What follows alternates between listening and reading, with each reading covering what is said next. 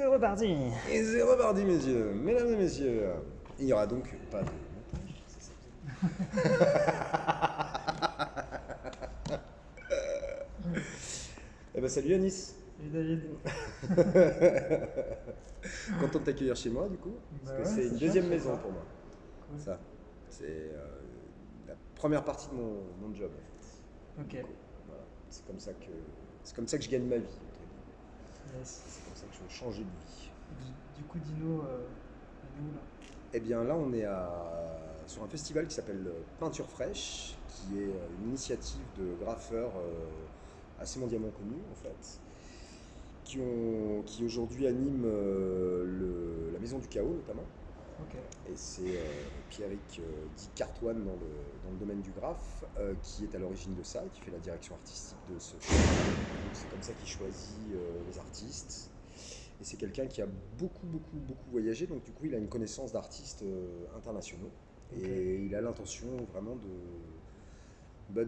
montrer un peu de partout, enfin en tout cas à Lyon, vu que c'est son fief, de montrer le graphe de toutes les origines et tous les pays, quoi, Ok. en gros. Donc là on a vraiment de l'international, on a des On a de Mexicains un beaux peu plus exemples loin, en fond.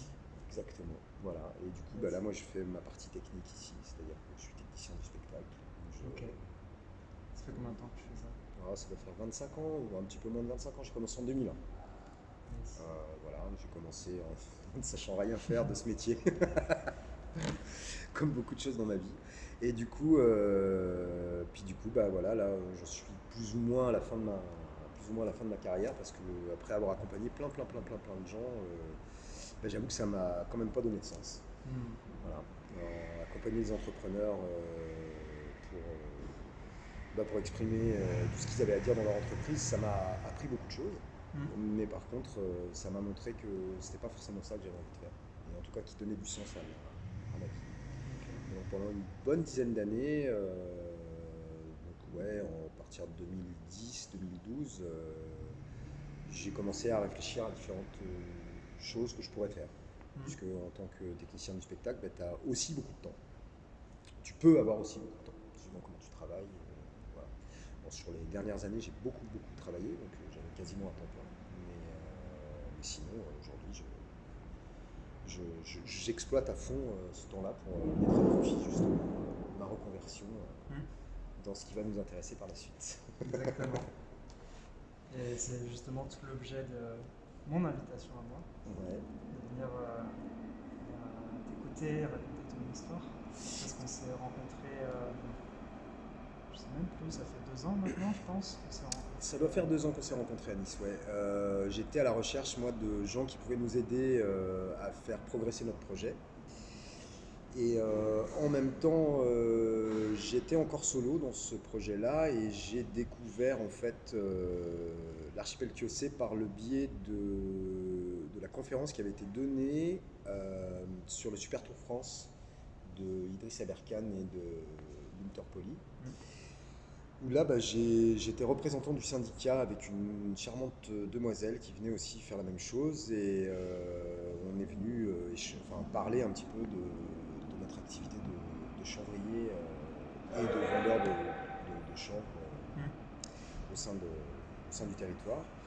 Et là, j'ai rencontré bah, une partie des gens de l'archipel Kiosé, ce qui m'a donné, moi, envie ou en tout cas qui a éclairé quelque chose dans ma tête en me disant je veux faire quelque chose de différent, je veux ne pas rentrer je dirais, dans les constructions de projets classiques. Je veux qu'on se rapproche d'une économie sociale et solidaire. Euh, et tous les gens que je rencontre jusqu'à présent, bah, ils me parlent comme si on sortait de l'école de commerce ou Hmm. de communication. Et moi, ça, je ne peux plus le digérer en fait. Donc, du coup, Hmm. j'ai arrêté de discuter avec eux. Et je cherche des gens avec qui j'ai aujourd'hui beaucoup plus de conviction en partage, où on est plus en lien, mais en lien en mode peut-être avatar en fait. Je te vois. Voilà. Hmm. Ce côté-là. Un Qui, lien peut-être du cœur, peut-être plus humain, de valeur aussi. Ouais, on partage, effectivement, on va partager des valeurs, on va partager un peu la vision qu'il peut y avoir du monde d'aujourd'hui, Hmm.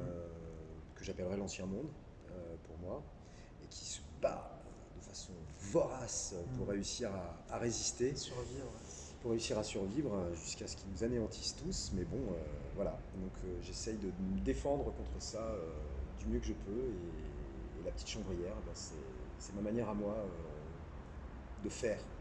Parce que j'ai arrêté de parler, j'ai arrêté de convaincre, j'ai arrêté de juger, j'ai arrêté de faire tout ça, même si au fond de moi ça existe encore, je n'en suis pas complètement détaché, mais en tout cas dans mes actions et dans ce que je veux offrir au monde aujourd'hui, à l'extérieur en tout cas de ce qui se passe dans ma tête, et ben, c'est plutôt donner un espèce d'exemple qu'on pourrait peut-être suivre, on verra si ça marche comme ça. Aujourd'hui j'en suis très loin de tout ça, mais en tout cas essayer de donner envie aux gens de faire autre chose en fait.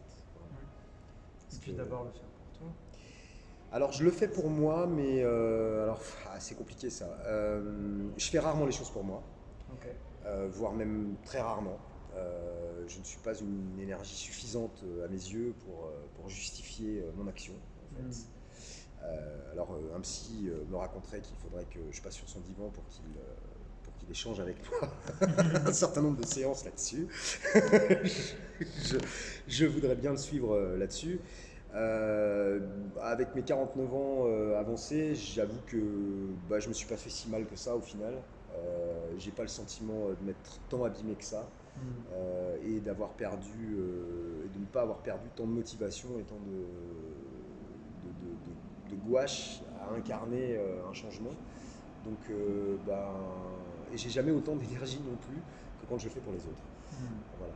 Et là aujourd'hui, ce projet il est plutôt né, la petite chambrière, elle ne s'est pas appelée comme ça au départ, mais la petite chambrière elle est née d'une idée toute bête, qui était que ça faisait 10 ans que je cherchais quelque chose à faire, et quelque chose à faire qui ait du sens. Et qui ait du sens dans quoi? Qui ait du sens dans la réparation du monde, dans le lien avec les gens, dans peut-être faire quelque chose d'utile en fait. Voilà.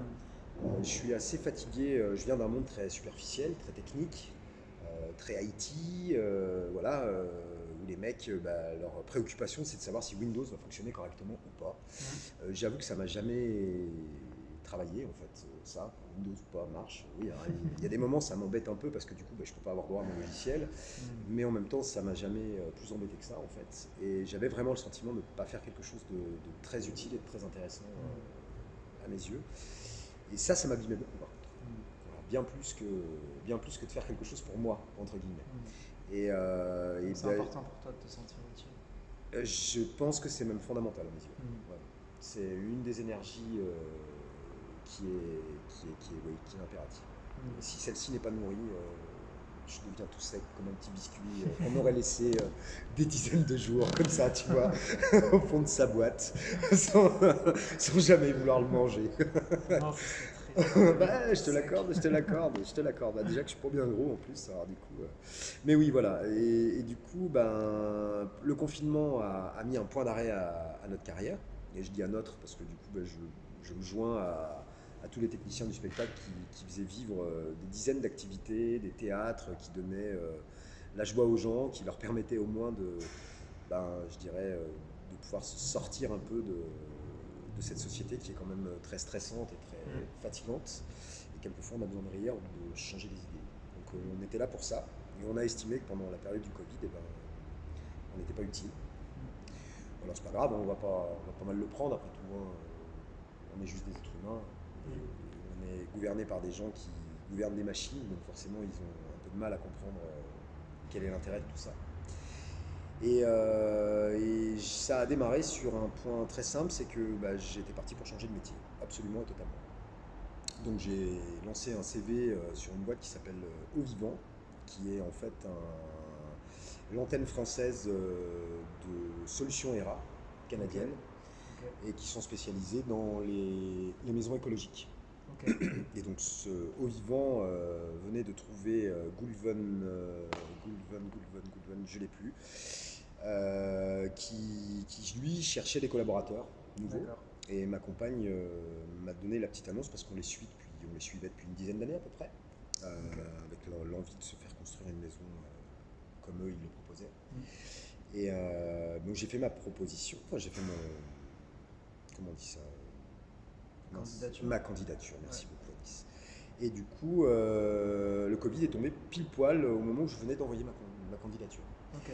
Mais cette candidature, elle était, encore une fois, ça me plaisait bien, elle était différente des autres. J'avais pas à remplir un espèce de papier.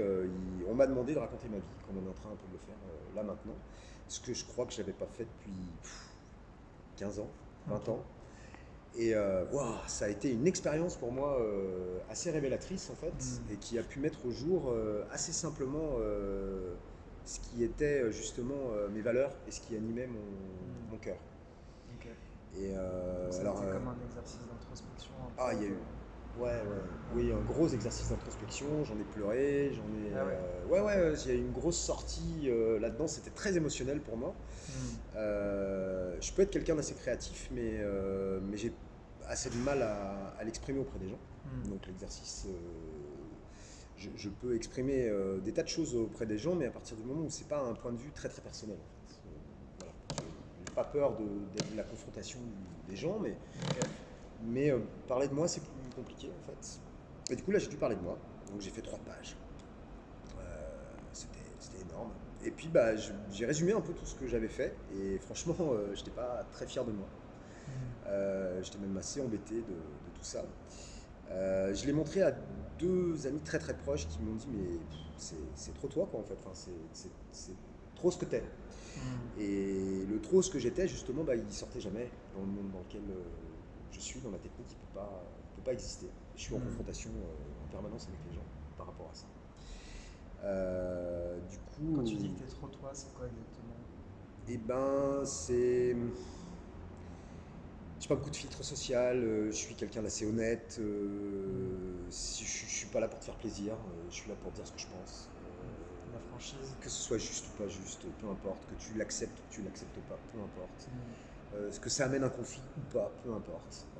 Parce que j'ai ni peur de ça, ni peur d'autre chose en fait. Le conflit entre humains, tant que ça reste de la discussion, ne pose aucun problème là-dessus.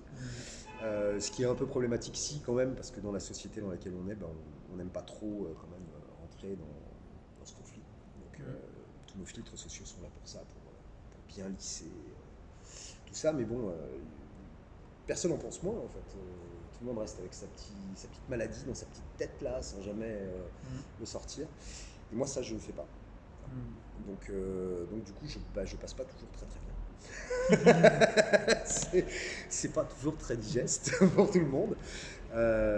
Et dans le monde du spectacle, comme on est avec beaucoup de filtres, malgré qu'on soit à la frange, on est des espèces de majordomes en quelque sorte. Donc le majordome, il stay, il est à sa place, il dit rien. Et, voilà. Et du coup, t'as l'impression de pas pouvoir vraiment être toi-même? Et j'avais le sentiment de ne pas pouvoir être moi-même. Ouais. Ouais, vraiment. Ok. Et le confinement arrive, du coup, je démarre d'autres trucs, je commence à prendre mes passions, c'est-à-dire je bossais beaucoup je prenais beaucoup d'infos sur tout ce qui était permaculture, on avait mis en place un jardin collectif à la maison, mon fils va plus à l'école, je lui dis viens, on va retrouver un jardin collectif, donc on a passé 15 jours, jusqu'à temps qu'on soit complètement confinés, à aider, à avoir des légumes, enfin voilà quoi, apprendre des trucs. Je me disais, écoute, on peut pas aller à l'école, on peut pas au travail, faisons des choses utiles, des choses qu'on n'apprendra pas à cet endroit-là. Donc voilà, je vais embarquer mon fils. Tu t'es retrouvé à mettre la main dans la terre. Et je me suis retrouvé à mettre la main dans la terre, parce que j'avais déjà commencé un petit peu, mais pas tant. Et du coup là ça a fait un petit déclic, ça m'a donné envie d'aller un peu plus loin. Et puis Solution ERA est revenu en me disant que j'étais pas pris. Okay. Mais avant de me dire ça, ils avaient envoyé, comme ils font beaucoup tous aujourd'hui, chacun de ces réseaux alimente le petit réseau d'à côté en fait, en quelque sorte. Et du coup, ils m'ont envoyé une série de vidéos qui étaient en lien avec un centre de formation à distance qui s'appelle Chanvre Légal Pro. Okay. Qui avait été monté par 2 personnes, Pierre-Yves Normand, dans un premier temps, qui lui est un chanvrier assez averti, puisque ça faisait à peu près une vingtaine d'années qu'il avait monté son projet. Il travaille sur 300 hectares, donc c'était quand même déjà une très très belle expérience sous forme d'association. Et puis Thomas Béguin, plutôt lui un spécialiste de la formation à distance. Donc il a tout un tas de protocoles, enfin il a tout un tas de formations qu'il propose. Ok. Si on va le voir sur son site bio-entrepreneur, je crois, où là, il va développer peut-être comment se former à la permaculture, il va développer comment... En fait, il est à l'affût de tous les projets qui vont avoir un sens et qui vont participer à la transition écologique. Ok. Voilà. Donc il était en lien aussi avec Gunter Poli, qui a un projet qui pourrait se rapprocher du Shift Project de Jean Covici, mais qui a plus d'expérience que Jean Covici là-dessus, puisqu'il a 200 projets à peu près qui ont été efficaces. Ils ont carrément amené une île entière à être autonome. Donc c'est juste incroyable, quoi. En fait. Voilà. Moi, il m'a beaucoup inspiré ce monsieur. Et donc ces deux-là nous ont proposé un format vidéo où il y avait quatre petites vidéos, pareil, une sorte de teaser pour essayer de comprendre un peu le chanvre, et c'était assez prometteur en fait. Enfin, Ok. voilà. Ça m'a beaucoup parlé, ça a beaucoup parlé à ma compagne aussi. Et avant ça, tu avais déjà entendu parler de la culture du chanvre Alors, la culture du chanvre, c'est quelque chose qui est aussi intrinsèquement lié à ma vie. Ok. C'est une plante que je consomme depuis assez longtemps, plus d'une vingtaine d'années. C'est un des rares trucs que j'ai pas vraiment arrêté non plus, en grandissant, en vieillissant, en étant papa, en faisant tout un tas de trucs qui m'accompagnent dans la vie. La seule différence, c'est que c'est peut-être sa dose, la manière de l'ingérer dans la journée, la façon dont je le fais, mais ça a toujours été un soutien pour moi en fait. Ça me permettait d'abaisser un peu mes niveaux d'énergie qui peuvent être extrêmement élevés parfois, de faire vraiment un switch off en fin de journée, de me permettre de souffler un peu avec cette société-là. J'en ai fait pousser pendant quelques années en extérieur, en placard, enfin bref. Donc c'est une culture qui me parlait beaucoup en fait. Et qui pour moi était d'un seul coup rééclairée, parce que j'en avais une connaissance, mais sur lequel je ne m'étais pas forcément arrêté, où je n'avais pas fait de focus. Et là, voyant ces vidéos où le mec est en train d'expliquer, enfin, les deux gars là sont en train d'expliquer que on peut en faire aujourd'hui un business, et que ce business pourrait avoir un sens d'abord dans la transition écologique, et, euh, et du coup probablement réussir à s'en sortir d'une manière différente et en créant des entreprises différentes de l'agriculture d'aujourd'hui, parce qu'il y a d'autres vocations au chanvre, à utiliser le chanvre sur les territoires. On pourra y revenir après. Et du coup aussi des formats d'entreprises très différents. Ils sont beaucoup plus proches encore une fois, de l'économie sociale et solidaire, ils sont beaucoup plus proches des GIEC, de la notion plutôt coopérative, collective des choses. Et ça, c'est moi quelque chose qui me parle beaucoup. Être dans mon coin et faire un truc tout seul, ça a peu de sens pour moi aussi en fait. Donc il y a un moment, je vais avoir besoin d'être en lien avec plein de gens. Et c'est mon envie en fait, véritablement d'être en lien avec un maximum de gens. Et donc, après avoir visionné ces 4 vidéos, je les montre à ma compagne, et là, elle regarde le truc et puis elle se dit, c'est pour nous, quoi, en fait. Hein, alors, pour nous, ok. Du coup, je trouvais ça chouette, parce que ça faisait très longtemps aussi que je cherchais un truc à faire avec elle, en fait.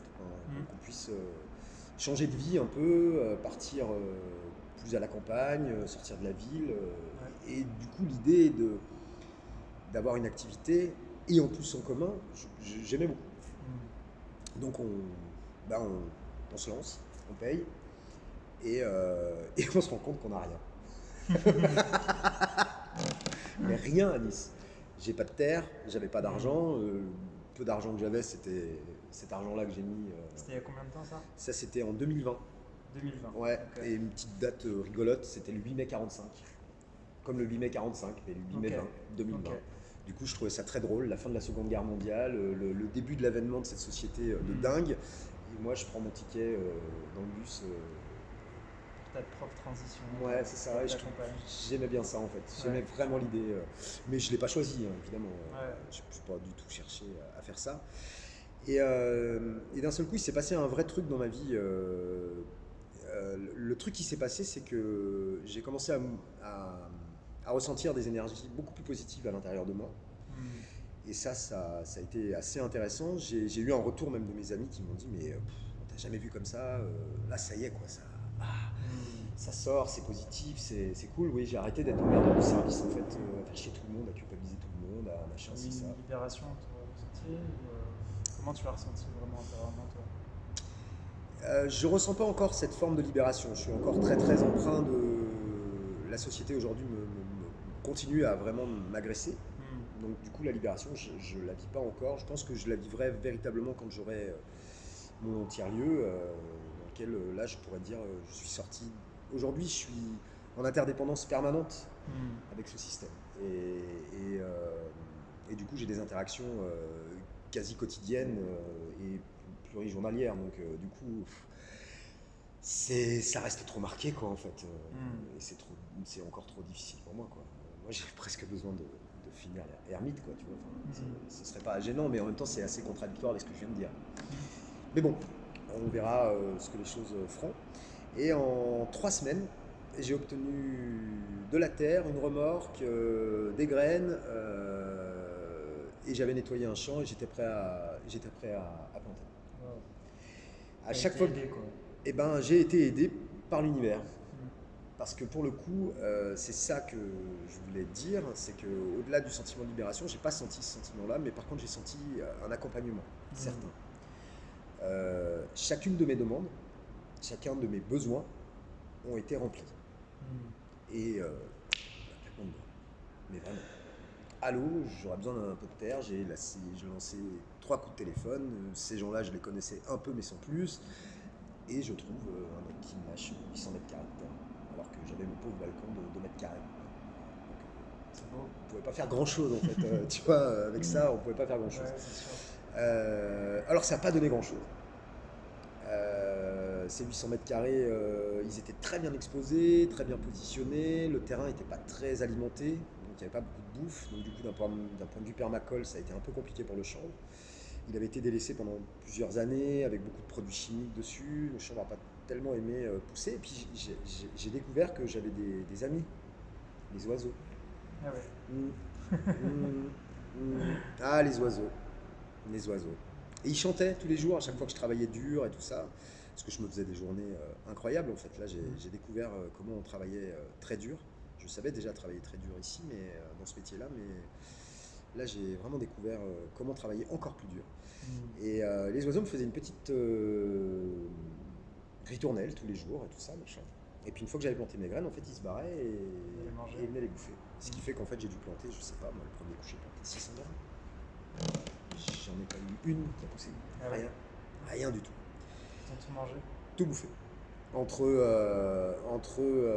les plantes qui ont du mal à pousser et, à cause de la nourriture et puis les oiseaux, donc je suis reparti. J'ai pas abandonné. Et c'est probablement ce qui me caractérisera, en tout cas pour cette aventure-là, et en tout cas mes amis le remarquent là aujourd'hui. Ça fait 3 ans que je me donne à 100% sur ce truc-là. Quelles que soient les difficultés, parce qu'il y en a plein, vraiment. Du coup, quelles sont les difficultés qui t'ont amené à me contacter au final? Alors, est-ce que tu en étais à ce moment-là? Alors à ce moment-là, on en était un peu plus loin déjà.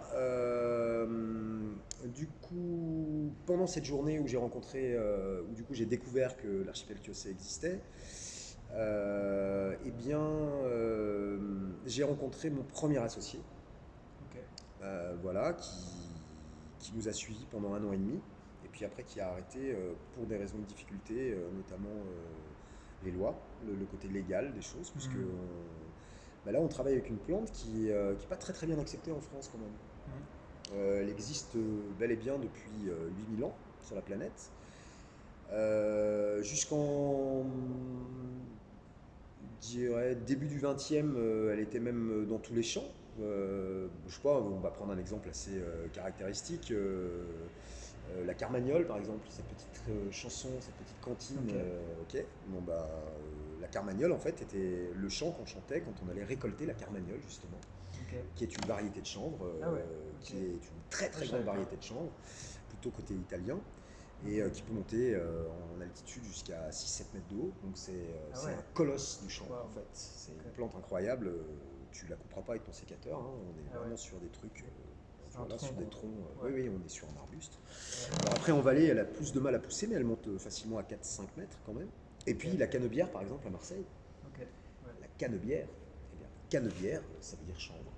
Ok. Et c'était le port chanvrier Hmm. de toute l'Antiquité, en fait. Ok. Voilà, parce que le C'est chanvre, vraiment une plante qui fait partie de notre histoire, quoi. le chanvre, Ouais. première plante à avoir été notée sur une pharmacopée chinoise et égyptienne en l'an 8000, enfin en moins 8000, quoi. Hmm. Donc les premières civilisations à noter. Et puis après, ben, sans elle, on n'aurait pas découvert l'Amérique, les Indes, on ne serait probablement pas parti en bateau, on n'aurait sûrement pas eu d'habits, on n'aurait probablement pas réussi à faire ben, beaucoup de choses en fait. Si tu regardes bien, Charlemagne préconisait à chaque paysan d'avoir, et à chaque homme d'avoir au moins un bout de chanvre pour Hmm. manger les graines, pour l'apport de protéines hyper intéressantes, pour les fibres, pour leur Hmm. tissu. Les trousseaux, qu'on appelait les trousseaux des jeunes mariés, c'était des trousseaux qu'on pouvait se passer sur 50, 100, 200 ans éventuellement. C'était Ok. ton arrière-grand-mère qui l'avait. Ouais. Et c'était très souvent fait soit en lin, soit en chanvre. Ok. Donc cette plante, elle nous a accompagnés pendant très très longtemps, jusqu'à temps que les Américains décident que bah, ils feraient sûrement de l'argent mieux avec d'autres choses. Hmm. Voilà. Ça, c'est une longue histoire dont on Ouais. n'a pas forcément besoin de Faudrait parler. faire un documentaire Là-dessus, complet, ouais, bah, il y a déjà plein de une documentaires qui conférence. existent. Ouais, ouais, carrément. Bah, il y a plein de trucs. Bah, en plus, moi, je pourrais pas le faire dans ce sens-là parce que les noms et tout ça, je suis pas très bon, je les retiens pas. Mais Hmm. il y a quatre Américains très iconiques qui ont arrêté. Et comme ils ont gagné la Seconde Guerre mondiale, avec le fameux 8 mai 45, et bien du coup, ils ont eu le droit de dire au monde, c'est terminé maintenant. Hmm. Plus personne cultive le champ. Ok. Les seuls qui ont dit non, c'est la Chine. Donc aujourd'hui, ce sont les premiers producteurs de chanvre mondiaux. Ok. Et la France, avec ses 17 à 18 000 hectares cette année, je pense, 18 000 au moins, ou 19 000 hectares, on est le premier pays européen. Hmm. Et on est le troisième ou quatrième pays en culture sur le monde. Ok. Voilà. Donc C'est on est intéressant de revenir à ces l'histoire. faits d'histoire, quoi. C'est fait d'histoire, bien Ouais, sûr. parce que souvent on a une vision un peu distordue de l'histoire Oui, et des choses. bien sûr. C'est Et bien de se rafraîchir la mémoire. bah, je trouve que l'histoire nous apporte les solutions du demain, en fait, pour moi. Hmm. Et quand on regarde le monde dans lequel on va aller, c'est ces solutions-là qui vont être nécessaires. Vraiment.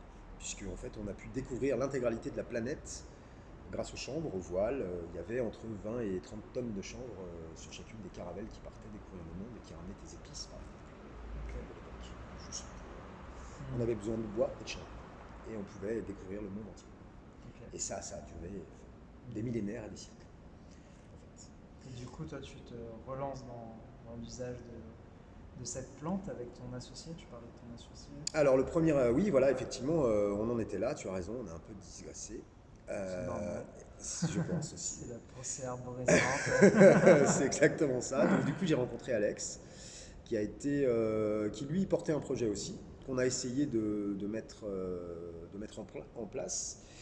Mais la mairie nous a pas beaucoup suivis. Notre idée, c'était de dépolluer des friches, des terrains en friche à Lyon. Les écolos venaient de passer aux élections municipales, donc on espérait avoir un soutien un peu plus marqué. Hmm. Et puis bah, ils ont eu du mal à nous entendre là-dessus, ils n'ont pas voulu prendre de risques. Non, non, c'est pollué, vous comprenez, ça nous appartient pas. Enfin, bref, voilà. Ok. Donc on a un peu laissé tomber cette partie-là du truc, et puis lui, il est revenu vers moi quelques mois après en réflexion, il me dit, bah écoute, toi tu as une idée, allons-y. Donc on a commencé ensemble, on a recommencé ensemble. Moi j'ai fait une année tout seul en fait, voilà. Ok. J'ai terminé mon fameux champ de 800 mètres carrés, j'ai terminé sur 6 mètres carrés. Ok. C'est quand même très ridicule, mais c'était rigolo. C'est un coup d'essai. Ouais, voilà, je suis allé au bout. Oui, Je suis allé au bout. 200 grammes de fleurs, j'ai tout déchiré. Que j'ai encore d'ailleurs, que je garde, puisque ça peut se garder un bon moment. Et puis bah, Alex a eu la bonne idée de me présenter une personne qui va être par la suite plus qu'importante, puisqu'il m'a présenté Rosa, qui est une de ses très très vieilles amies.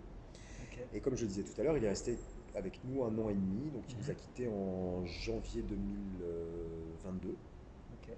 Voilà. Et Rosa a intégré en mars 2021 notre Ok. équipe. Donc Rosa, c'est mon associé d'aujourd'hui. Je sais pas comment expliquer ça. C'est une rencontre aussi. Elle est là parce que l'univers me l'a mise dans les pattes en fait, et on s'est mis dans les pattes chacun l'un et l'autre. Exactement. On est très très proches sur plein de choses en fait.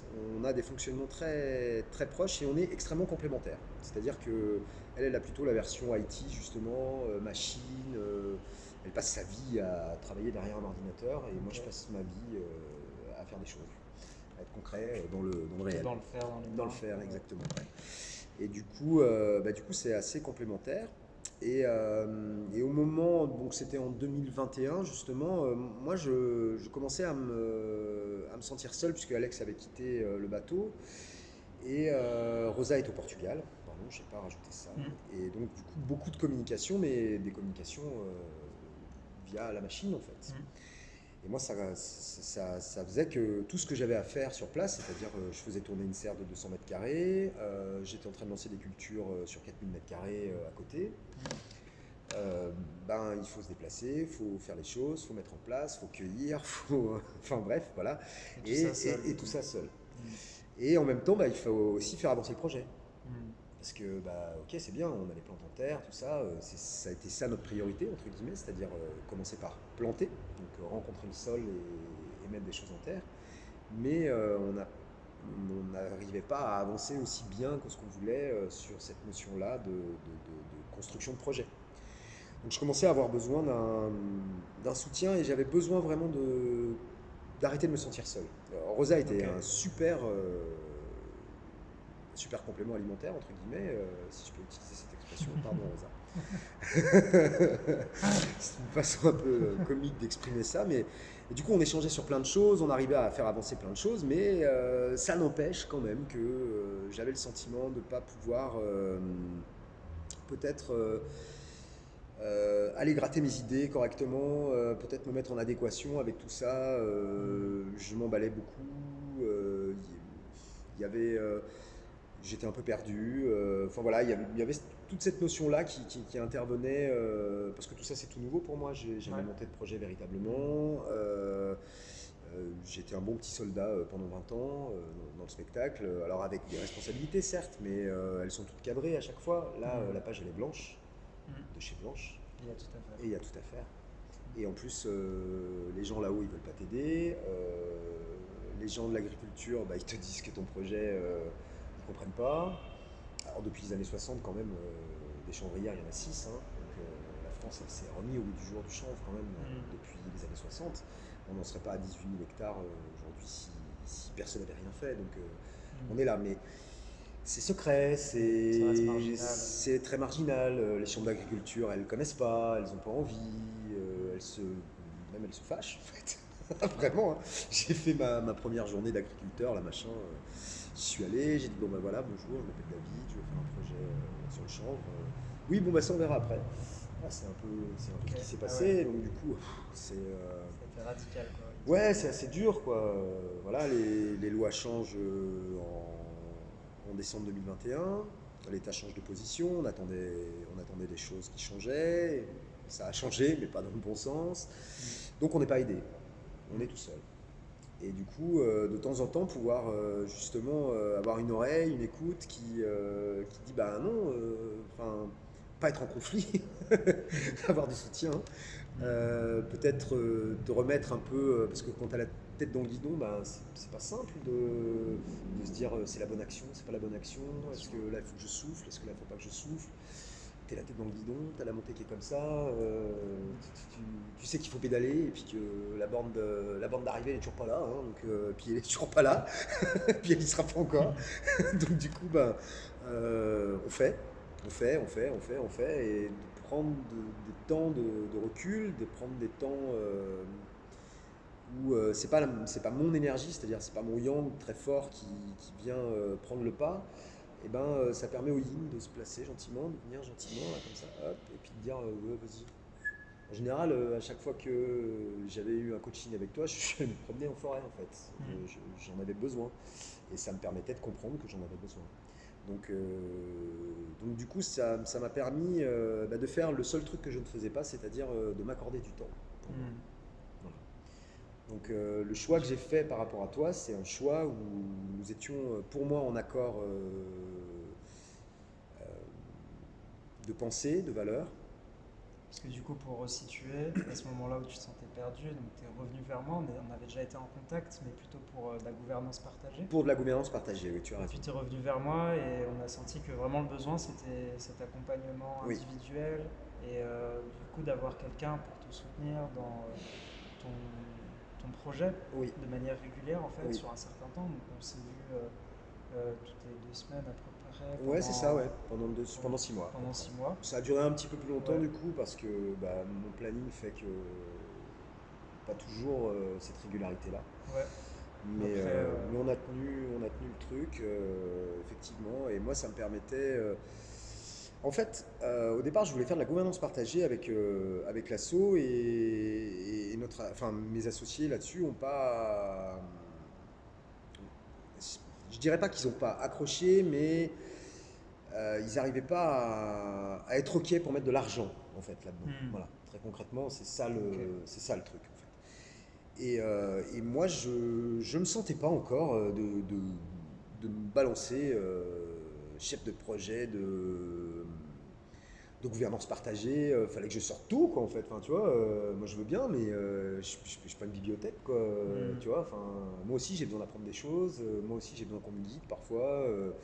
Voilà, et comme dans ce collectif, et ben, ma voix est importante en fait. hmm, On me sollicite beaucoup pour tout ça, en fait, pour hmm, l'expérience que je peux avoir. Donc je suis plus ancien, du coup, c'est pas toujours un bon. C'est, en fait, c'est sollicité, beaucoup sollicité. hmm. Donc j'avais, comme tout le monde, besoin à un moment donné que je pose, je pose le cerveau et là que je puisse écouter et me dire peut-être je fais autre chose. Donc oui, ces rencontres régulières tous les 15 jours me permettaient moi de souffler, de voir où vraiment j'en étais, mais du coup personnellement au final. Ça a beaucoup servi pour le projet parce que ça me permettait de prendre du recul. Ça m'a permis de recentrer les choses. On a pu aussi découvrir différentes méthodes de gestion de projet qu'on n'a pas fini de mettre en place, mais qu'on essaye de mettre en place. Et j'arrivais avec des billes, j'arrivais avec d'autres trucs qui venaient pas forcément de moi. Donc pour moi, c'était important aussi de pouvoir avoir ça. T'avais quoi comme attente comment tu t'étais imaginé cet accompagnement au départ? Je suis très organique, donc du coup, j'avais pas d'attente. Ok. Là, pour le coup, on parlait de sentiment de libération, je pense que je l'ai vécu comme ça. Là, pour le coup, et aujourd'hui, donc on a arrêté il y a un mois à Il y a peu un mois, près. ouais. J'ai plus le sentiment d'être seul. Hmm. Et même si c'est le cas, parce que je le suis encore, je le suis encore bien Tu sais, pour plein de choses. tu sais ce En tout qu'on cas, dit, on est seul toute notre vie, hein. oui, je crois que tu as raison, je suis d'accord avec toi, mais en tout cas, c'est plus pénible pour moi en fait. Ouais. Voilà. Et ça, C'est le sentiment de solitude qui est plus là. ouais, et ça, c'est bien. Hmm. C'est assez apaisant quand même, parce que ça Hmm. commençait à devenir très très énergivore et très, très limite angoissant quand même. Hmm. Ce sentiment récurrent qui revenait en permanence. Donc ça m'a permis aussi. Donc, le premier avantage que j'ai eu, c'est du coup d'avoir ces temps de recul. Ces échanges qu'on pouvait avoir avec toi sur lesquels j'avais pas de jugement, j'avais pas besoin de me défendre de concepts que je voulais mettre en place parce que de ton côté justement il n'y a pas toi tu essayes simplement de regarder les choses et de les mettre dans tes canevas à toi mais qui sont des canevas qui me vont à moi en tout cas. Donc on n'est pas sorti d'une école de commerce, on n'est pas sorti d'une boîte de com et on ne ressort pas le PDF habituel auquel il faut que je réponde. Voilà, Je sais pas faire ça, non. moi ça me fatigue terrible. Ça me fatigue même plus, j'en suis arrivé au stade où ça m'agace et en fait je réponds plus au jeu quoi. Je deviens même presque agressif parfois. Donc du coup c'est pas. C'était pas. J'ai bien fait de pas te sortir, de pas Non, sortir de t'as bien PDF, fait. du coup. T'as bien fait, t'as bien fait. On en a bien sorti un de PDF, mais avec le Rêve du Dragon, c'était beaucoup plus parlant pour moi. Hmm. Oui, j'ai l'impression qu'on a fait des choses ensemble qui pour moi était d'une évidence absolue, et enfin je trouvais résonance avec des gens qui voulaient bien dire oui, ça serait peut-être le bon chemin en fait. Mm. Voilà. Parce que c'est un peu ça l'histoire de ma vie, c'est de dire non, par là c'est pourri votre truc, essayons peut-être de passer par là. Ouais, non, non, non, c'est bon, ça on n'a jamais vu ici, on voit pas pourquoi on irait. Comme c'est un peu l'histoire de ma vie, bah, moi j'attendais juste d'avoir des gens qui veuillent bien me donner écho et me donner résonance. Et c'est bien pour ça que je fais ce projet-là, pour ne trouver que des gens qui vont avoir écho et résonance avec cette vision que j'aimerais partager au plus grand nombre en fait. Et du coup, tu parlais tout à l'heure que ça t'a fait avancer dans ta vie personnelle. Oui. Qu'est-ce qui a bougé? Quelles sont les lignes qui ont bougé? Quelles sont les prises de conscience que tu as eues et qui ont potentiellement une incidence sur ton activité, sur ton projet? Ben, déjà ce sentiment de ne plus se sentir seul en permanence, c'est quand même essentiel. Je vivais un moment assez difficile dans ma vie que je continue à vivre aujourd'hui, mais que je vis bien mieux déjà. Ben, je suis un peu comme tous les entrepreneurs, comme tous les mecs qui se lancent là-dedans, les hommes et les femmes qui se lancent là-dedans, parce que les mecs c'est un peu sexiste et j'ai pas très envie d'être là-dedans. Donc tous les hommes et les femmes qui se lancent là-dedans, ben, ça chamboule ta vie personnelle, ça chamboule tout. J'avais plein de difficultés avec mon enfant. Bah, il y a des moments j'ai pu échanger avec toi et ça polluait complètement ma vie, en fait, ma vie d'entrepreneur. Donc du coup, j'arrivais pas à me sortir ça de la tête. Et quelquefois, ben, on pouvait échanger sur un truc qui était en lien avec cette difficulté que je pouvais avoir. Et ça me permettait du coup, moi, d'avoir un nouvel angle de réflexion et me faire sortir de mon petit vélo qui tourne en fait. Voilà, ça important. Ma compagne est en train de choisir un autre chemin de vie aussi, ce qui n'a pas été simple pour moi non plus, parce que bah, comme on l'a dit tout à l'heure, bah, moi j'avais envie de le faire avec elle. Voilà. J'avais envie de le faire avec ma famille. Je crée ce projet pour en fait créer un lieu, un tiers-lieu qui va être un lieu de résilience et qui va nous permettre de passer cette transition, ou en tout cas ces moments difficiles que nous allons vivre, je dirais en partie en sécurité. Et la toile de fond de ce projet-là, c'est ça. La deuxième toile de fond, c'est le combat politique et de faire changer les mentalités et la société. En fait. Voilà. Et derrière, d'avoir une activité qui puisse tourner, parce qu'on a tous besoin de manger, de vivre, etc. Voilà. Et peut-être pour répondre à ce que tu m'as posé comme question aussi, tu m'as beaucoup interrogé sur la notion de jugement. Je suis quelqu'un qui réfléchit vite, qui du coup a souvent tendance à prendre le lead en fait sur la manière de s'exprimer, ou quand on s'exprime. Mais du coup, bon, assez souvent, c'est quand même pas. Je reste très respectueux des gens et tout ça, mais quand même, je peux avoir j'appellerais ça des préjugés, mais c'est pas tout à fait le bon terme. À mes yeux, c'est pas le bon terme, parce que pour dire préjugé, ça voudrait dire que du coup, il est relativement figé, ce qui n'est pas le cas dans mon cas, en l'occurrence. Mais par contre, effectivement, il y a un primo là qui sort, quoi, qui est chargé de ce que le mec de l'école de commerce sortirait lui aussi, puisqu'il a été formaté d'une certaine façon, et moi je suis formaté à l'opposition, voilà, comme on l'est tous. Et du coup, je pense que ce qu'on a pu vivre ensemble m'a aussi permis, moi, d'entendre que peut-être que j'avais raison, peut-être que je pouvais croire que j'avais raison, mais peut-être que c'était pas le cas non plus. En fait. Alors, c'est très embêtant, parce que du coup, ça enlève un petit peu de ma motivation, de mon énergie. Mais je ne l'ai pas pris comme ça, je l'ai plutôt pris comme un autre truc. C'est-à-dire, je l'ai vraiment pris comme quelque chose qui me permettait une ouverture d'esprit, en fait. Voilà. Et du coup, de rajouter une question supplémentaire quand j'allais répondre, c'est est-ce que tu n'es pas en train de juger à ce moment-là? Est-ce qu'on n'est pas là-dedans? Et du coup, ça m'a permis d'avoir ce recul, quelquefois. Ça m'a permis aussi d'améliorer mes relations avec mes associés, parce que c'est pas simple, on est passé de 3 à 2. Alors c'est pas énorme, mais quand même si, parce que quand on est déjà que 3 pour faire tout ce qu'on a à faire, bah, c'est déjà beaucoup. Ouais. Et quand on est plus que 2 d'un coup, ben c'est pas simple.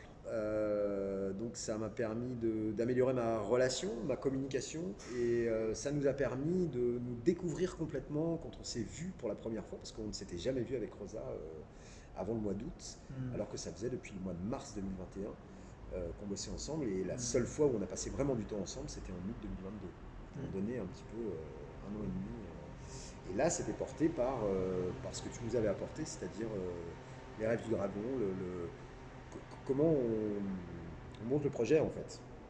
Parce que mine de rien, nous l'avons toujours pas tout à fait finalisé, toujours pas écrit. Donc on est en ordre de marche, sans vraiment avoir un ordre du jour et un ordre de marche tout à fait écrit. Les choses sont assez claires dans nos têtes, mais c'est pas encore vraiment acté. Et du coup, là, cette méthode que je vous ai partagée, qui est basée sur le rêve du dragon et sur un modèle et des processus qui viennent de l'instant Z, comment ça, qu'est-ce que ça a permis en fait dans vos discussions à vous et comment ça a pu vous aider à clarifier, au moins dans votre tête, même si tu me dis qu'aujourd'hui c'est pas écrit, qu'est-ce que ça a permis, qu'est-ce que ça a ouvert? Ça nous a aidé à, et c'était le primordial pour moi, ça nous a aidé à clarifier véritablement notre raison d'être. Et ça, c'était important. Ça a permis à Rosa d'exprimer ses rêves à elle aussi. Et moi, j'avais le sentiment, et je commençais à avoir une problématique avec ça, c'est-à-dire que, ok, c'est le projet que j'ai lancé, pas de problème avec ça. C'est probablement pour ça que je suis ici et que je joue plutôt le diplomate de la petite chanvrière, avec plein de plaisir d'ailleurs, parce que ça me permet moi du coup de pouvoir partager une vision. Et ça a permis du coup à Rosa de sortir de l'ombre, parce qu'elle était dans mon ombre. Et ça ne me convenait pas du tout. Parce que, comme je l'ai dit tout à l'heure, moi je souhaite un projet collectif où chacun peut s'exprimer à part entière, même si c'est plus compliqué. Parce que forcément, quand tout le monde s'exprime, du coup, c'est plus long, plus compliqué, plus difficile de se mettre d'accord, bien qu'avec Rosa, on n'ait pas tant de difficultés que ça à se mettre d'accord. Et ça nous a permis de... c'est quelque chose que je vais utiliser maintenant. Voilà. En gros, je suis en processus de réflexion depuis qu'on a commencé à l'utiliser. Et ça m'a permis de mettre des canevas que je vais utiliser maintenant pour l'écriture de notre premier projet de test qui va finaliser nos présentations au monde, notre coming out, comme je dis. En fait, voilà, j'ai fait une sorte de coming out au monde. Voilà, je râlais dans mon coin et devant ma télévision. Eh bien, j'ai arrêté la télévision. J'ai arrêté de râler dans mon coin. Ouais, ça fait un moment d'ailleurs, mais du coup, pour l'exemple, ça marchait bien. Ouais, ça m'a aidé à... Pas bien que j'avais pas de grosses difficultés avec ça, ça m'empêchait pas de réfléchir, mais ça me permettait juste de râler devant mon truc et de ne pas faire. Et là, aujourd'hui, je veux absolument faire. Et du coup, ça me donne des jalons. J'ai besoin de redigérer encore tout ça. Mais il y a toute une partie de mon esprit qui l'a déjà intégré. Okay. Et donc, je vais pouvoir m'en servir comme architecture, en fait, comme moyen de support, de colonne vertébrale, peut-être. Voilà. Okay. C'est un peu cette idée-là. Ouais. Et du coup, tu as parlé de raison d'être. Oui. Moi, il y a un truc que je trouve super important dans ce chemin entrepreneurial, c'est pourquoi on fait les choses et comment on se réalise soi. Et je me souviens que tu m'avais parlé d'une image que tu avais eue au tout début, une image où tu t'es vu en tant qu'androïde, quelque chose de... Et je trouve ça super beau. Est-ce que tu peux peut-être juste nous parler de ça, de comment... quelle est en fait ta raison d'être à travers ce projet et comment tu te perçois. Et là, on est peut-être plus dans quelque chose de l'ordre du spirituel ou de l'invisible, etc.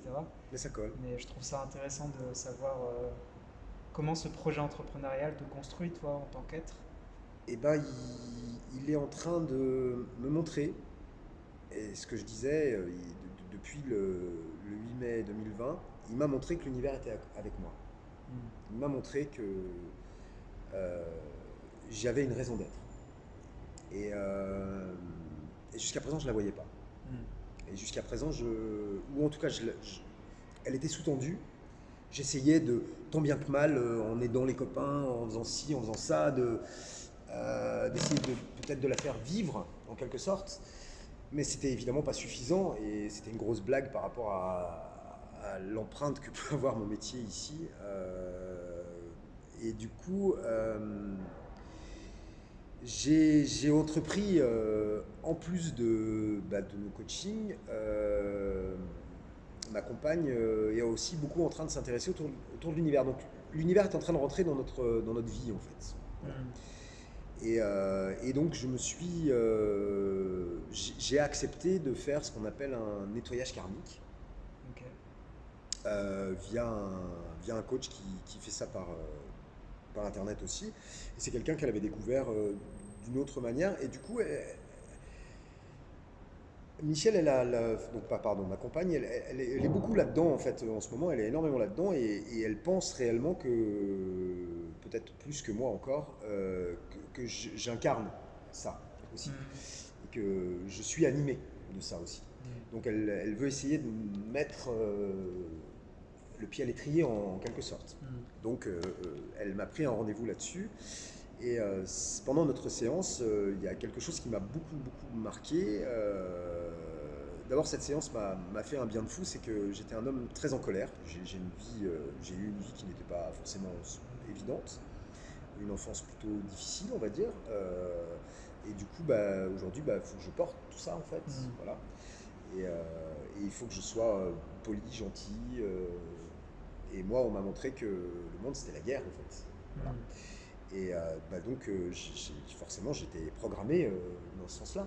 Alors, je fais pas la guerre avec les mains, parce que j'aime pas ça, mais je fais la guerre avec les idées, je fais la guerre avec la voix, je fais la guerre avec... voilà, je faisais la guerre, en fait. Et je suis un peu fatigué de faire la guerre. Parce que c'est très fatigant de faire la guerre. Et puis, c'est pas très bon pour ton petit bidon, c'est pas très bon pour ton état général. J'étais inflammé intégralement du bide depuis fort longtemps. Et donc je fais ce petit nettoyage karmique qui m'aide à découvrir que je suis un petit garçon qui est resté coincé à un moment donné au temps des Romains. Et puis elle continue son voyage et elle me voit à ce moment-là. Et c'est une image qui me donne la chair de poule. Alors je ne peux pas la traduire parce que je ne l'ai pas vue cette image. Il y a qu'elle qui l'a vue au final. Mais pour elle, je suis un druide assez puissant. Et j'adhère à l'idée parce que je me sens dans l'envie et mes raisons d'être à moi, c'est de guérir les gens en fait. J'ai passé mon temps à prendre soin d'eux. En tout cas, mon entourage pourra en parler. C'est quelque chose qui est indispensable pour moi. C'est encore une fois, comme on disait tout à l'heure, je vais d'abord m'occuper des autres et m'occuper de moi ensuite. Et pour ça, j'ai besoin que tout le monde soit bien, qu'il n'y ait pas de boulot, qu'il n'y ait pas de déprime, qu'il n'y ait pas de ci, qu'il n'y ait pas de ça. Et du coup, la petite chambrière me permet d'un seul coup de mettre ça sur le devant de la scène en fait. Okay. Et de prendre le chemin et de prendre la place et de guider tout le monde, en tout cas tout le collectif dans ce sens-là. Et moi, ça me complémente, ça me complète, ça me rend vivant, ça me donne du sens. Et ça me permet de faire tout ça avec un immense plaisir et toujours beaucoup d'émotion. Du coup, c'est ça qui est incroyable là-dedans, en fait. Voilà. Et cette partie de spiritualité est en train justement de prendre sa place dans tout ça. Et être un druide, ouais. T'as déjà la barbe? Écoute. En tout cas, ça te va bien. Je te remercie, écoute, c'est très bien. Ouais, c'est une barbe qui... je ne pourrais pas l'enlever, en fait, aujourd'hui. Je ne peux plus. J'ai essayé, mais les gens veulent plus, en plus. C'est rigolo, et encore une fois, tu vois, ça ne m'appartient pas. C'est pas à moi. Donc je ne fais pas les choses pour moi. Je fais les choses pour les autres, véritablement. Je ne sais pas si j'ai répondu bien à ta question. Enfin, c'est très bien. La dernière chose, peut-être, avant qu'on clôture, c'est... aujourd'hui, c'est quoi tes envies, tes désirs par rapport à tout ça?